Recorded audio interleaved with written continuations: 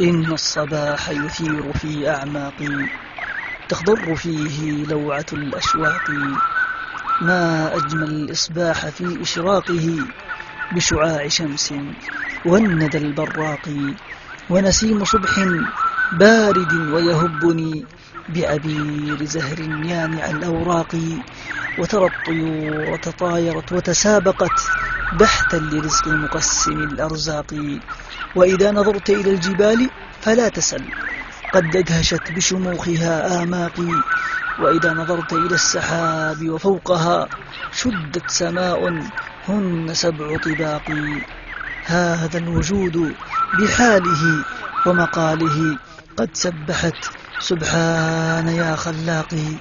يا ذا الصباح أقولها وبملء في، إني أتوق العودة وتلاقي. إني أتوق العودة وتلاقي.